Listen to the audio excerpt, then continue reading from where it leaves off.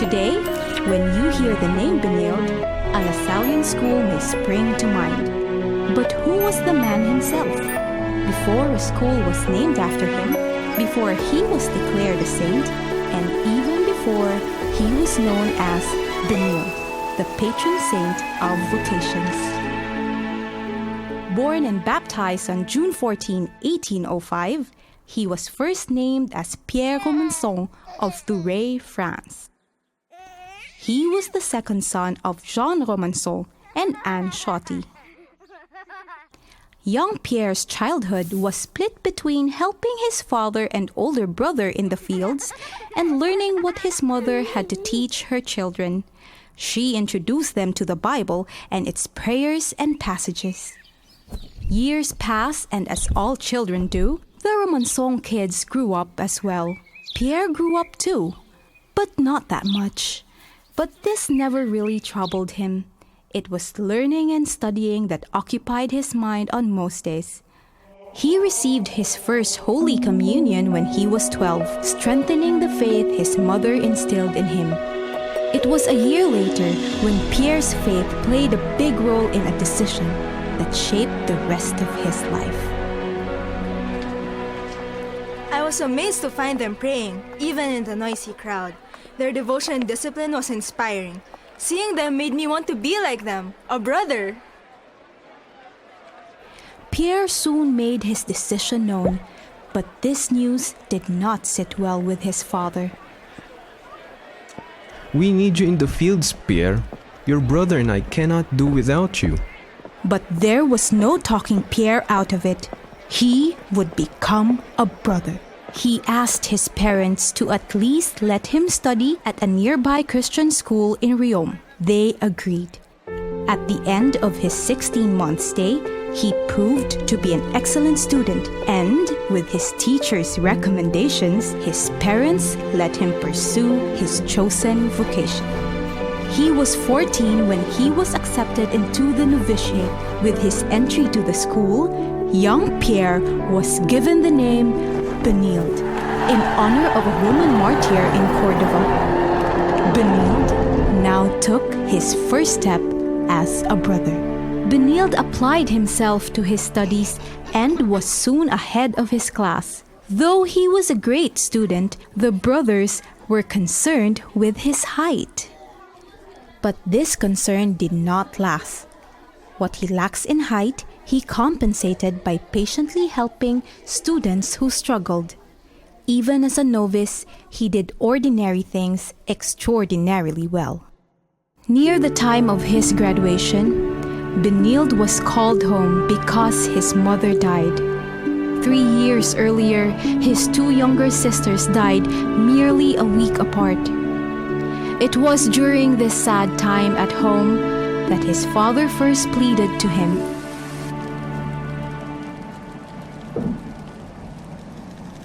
Your brother, Annette, is off fighting. Marie is living in a convent. And Annie has her own family. Won't you stay and care for our land, son? It was not an easy decision for young Benilde, but he could not be torn from his vocation. On December 20, 1821, Benilde received his first assignment as a Christian brother. He was sent to Aurillac, and over the next 20 years, he would be assigned to various schools in Moulins, Limoges, Clermont, and Billom to teach and gain experience. At each location, he would handle an older batch of students. He became more skilled and effective as an educator. He was well loved and respected by his students and their parents. The July Revolution broke out when Benilde was 25 years old. Charles X had stepped down from the throne and a new system was introduced. The Lasallian Brothers Institute had to surrender some of its privileges. Now any brother who wanted to teach had to pass an exam. Benilde passed without much difficulty and received his certificate on October 8, 1831. Twice during his travels, he had to go home to mourn for the deaths of the rest of his siblings. Each time he was called home, his father asked him to stay. and every time his answer was the same. On the third plead since the death of his mother, Benilde responded, I prefer my vocation to that of an emperor. His devotion to his calling was so strong that it could not be bent. He gave as much comfort as he could before leaving, but that was the last time he saw his father. He was assigned as director and school principal of the Brothers' School in Billom in September 1839. Teachers and parents respected him, while children adored him, except for one, Jean Morton, his own nephew. They say that Jean had run away from school one day and found his way back to Thuret. It was Benilde's own father who brought Jean back to Billom with the intention to see his son. Unfortunately, Benilde had just left when they arrived. Brother Benilde, he just left for Sauges. I hear the brothers want him to open a new school there. Is that so? Opening a new school? They must think very highly of him.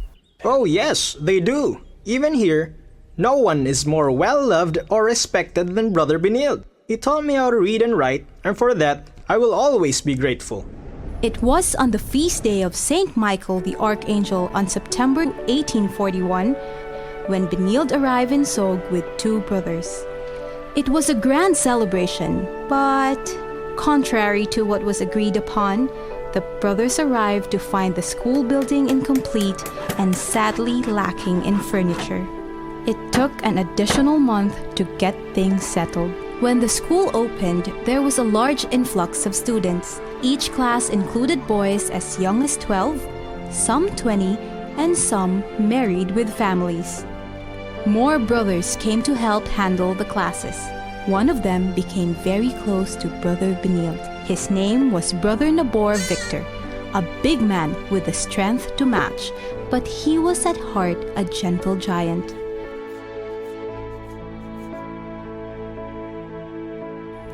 The description was far from a joke. Once, as they traveled together, two sheepdogs startled the horse Benilde was riding. Nabor quickly grabbed the horse and got it to settle down. Another time, it was a bull. They just came from visiting a sick man when a bull charged at them. Brother Nabor Victor protected Brother Benilde.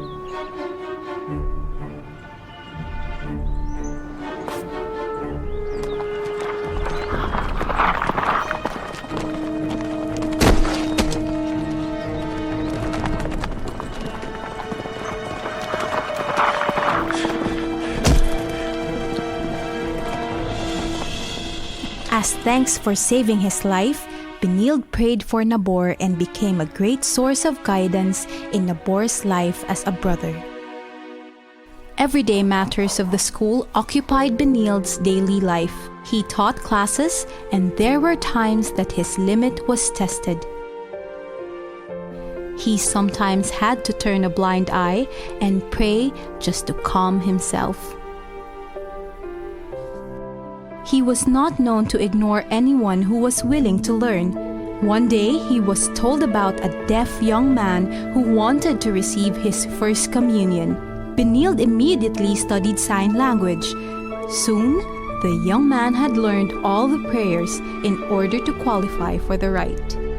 Benilde's diplomatic handling of the town's financial controversy added to his reputation as a wise administrator, exceptional teacher, faith-filled catechist, helpful supervisor, strong disciplinarian, and exemplary religious. Overall, Benilde loved and was loved for his work as a school director. His efforts were not ignored. The mayor himself came to award him a medal during one of his classes and proceeded to repeat the ceremony through all the classrooms. The day was even announced as a holiday. Benilde would say, My only thought is to do my duty as best as I can. And it was the same expectation he applied to the brothers under his care. He was strict with them, but also very concerned. The best-known story was one about two brothers on their way back from taking their exams. The weather had turned harsh and delayed their return. They braved the storm the next day only to find it worse. During this time, Benilde kept vigil and lit a light to guide the brothers home. When they arrived, they collapsed into Benilde's arms from sheer exhaustion. The quality of education he offered and the example of his life inspired hundreds of young men to the priesthood and religious life. It is claimed that more than 300 vocations to the brothers came out of Sauges while he was there. During the school's early days, Brother Benilde taught and managed the school simultaneously. It was health and pressure which forced him to give up doing both at the same time. His rheumatism became more troubling as it started to cause paralysis in his left shoulder. A serious attack once left him speechless and unable to rise from a bed for a year, but it was in 1861 that a diagnosis of liver cancer spelled the end of his mission. Brother Benilde's last visit to the church was with Brother Narcisse Marie. On their way back, Benilde said, "That is the last time someone will lead me to the church. The next time, they'll be carrying me in." The holy man passed away on August 13, 1862. The news of his death made many weep openly. Students vied for the honor of carrying his coffin. The whole town and countryside were there despite the storm. The people were composed of both rich and poor. Even the mayor was there.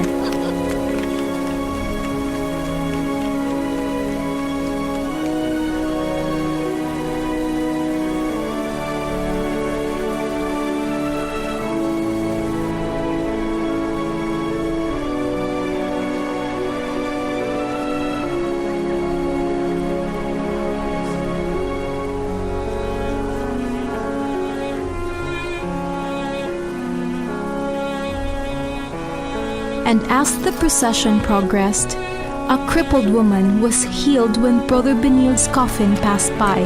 She was able to move her limbs and eventually walked with other people to the cemetery. Brother Benilde was buried on August 15, on the Feast of the Assumption. In 1958, he was beatified by Pope Pius XII. He was proclaimed Patron Saint of Vocations on October 29, 1967, becoming the first Christian brother after De La Salle to be given the honor. Inspired by the life of Saint Benilde, De La Salle College of Saint Benilde continues its journey towards an inclusive and innovative community. And just like Saint Benilde, each Benildian is called to do ordinary things extraordinarily well.